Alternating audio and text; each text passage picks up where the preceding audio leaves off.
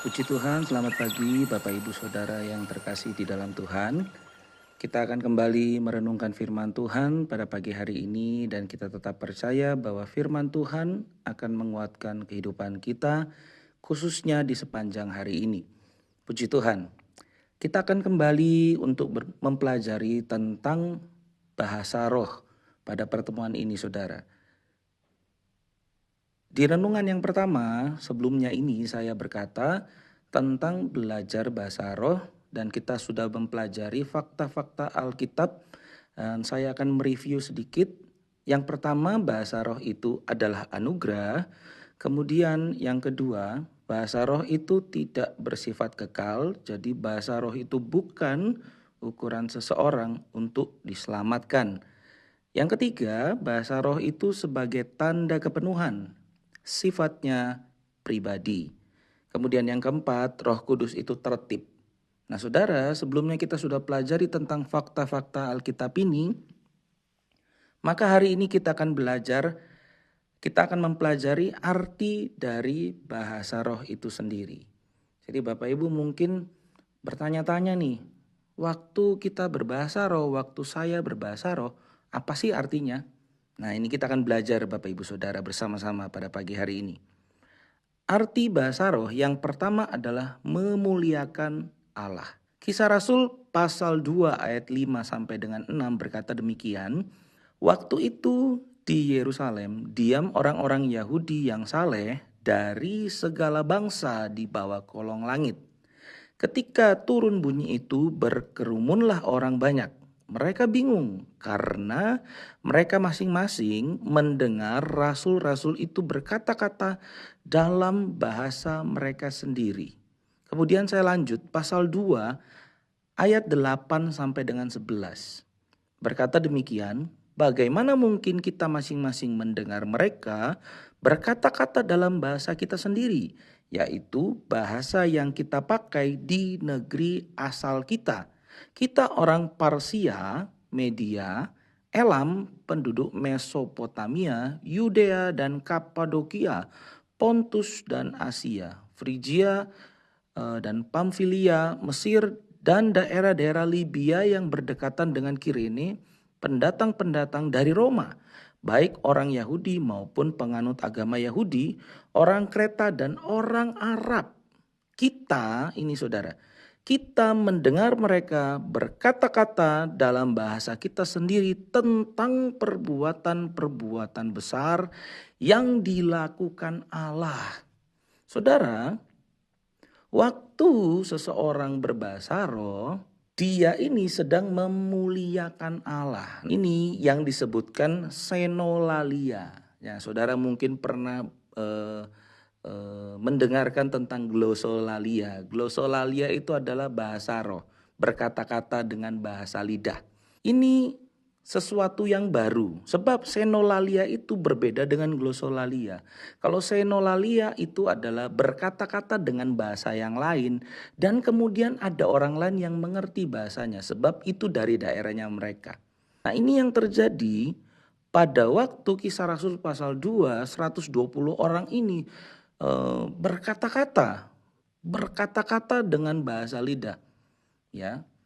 Jadi orang-orang yang mendengarkan, orang-orang di luar ruangan itu mendengarkan mereka yang berkata-kata dalam bahasa lidah, itu mendengarkan bahasa dari daerah asal mereka. Jadi ada orang yang dikatakan tadi, ada orang Parsia, Media, Elam, Mesopotamia dan sampai ke daerah Arab. Mereka mengerti. Nah ini yang dikatakan senolalia. Senolalia itu berbahasa lidah dan kemudian ada orang lain yang mengerti karena itu mother language-nya dia. Yang kedua, arti dari bahasa roh itu adalah bahasa tersembunyi. Di dalam Roma pasal 8 ayat yang ke-26 demikian firman Tuhan. Demikian juga Roh membantu kita dalam kelemahan kita, sebab kita tidak tahu bagaimana sebenarnya harus berdoa, tetapi Roh sendiri berdoa untuk kita kepada Allah dengan keluhan-keluhan yang tidak terucapkan. 1 Korintus pasal 14 ayat yang kedua berkata demikian, siapa yang berkata-kata dengan bahasa roh tidak berkata-kata kepada manusia, tetapi kepada Allah. Sebab tidak ada seorang pun yang mengerti bahasanya. Oleh roh ia mengucapkan hal-hal yang rahasia. Saudara, bahasa roh adalah sarana berkomunikasi antara Roh Kudus dan Bapa. Jadi dikatakan di dalam Roma pasal 8 ayat 26 itu, saya menggarisbawahi roh sendiri berdoa untuk kita kepada Allah dengan keluhan-keluhan yang tidak terucapkan. Jadi bahasa roh itu adalah satu sarana antara Roh Kudus itu berhubungan dengan Allah sendiri. Dan Alkitab berkata tidak ada seorang pun yang mengerti bahasanya. Oleh roh ia orang tersebut mengucapkan hal-hal yang rahasia. Bahkan malaikat sekalipun dan iblis setan tidak mengerti apa yang dikatakan roh ini kepada Bapa. Jadi kembali saya katakan bahwa bahasa roh adalah sarana berkomunikasi antara roh dan Bapa. Jadi saudara, kesimpulannya hari ini adalah pahami dengan benar tentang bahasa roh ini supaya kita tidak tersesat dengan pengertian diri sendiri. Ya, ada orang-orang yang tersesat dengan pengertian diri sendiri. Ada orang-orang yang waktu mau mengusir setan, dia berbahasa roh, saudara. Saya rasa ini penggunaannya tidak tepat. Sebab apa? Entah itu karunia ataupun waktu dia dipenuhkan oleh Roh Kudus, semuanya punya porsi masing-masing. Waktu tanda kepenuhan, porsinya untuk pribadi, saudara. Porsinya untuk pribadi. Bahkan seorang Paulus berkata demikian, waktu aku di tengah-tengah sidang jemaat, aku tidak akan menggunakan bahasa roh. Jadi jangan sampai kita disesatkan oleh pengertian diri sendiri ataupun pengertian yang berbeda dengan Alkitab. Ya, puji Tuhan, demikian firman Tuhan, mari kita berdoa. Kami berterima kasih, bersyukur kepada Tuhan buat hari ini, hari yang baru Tuhan berikan kepada kami.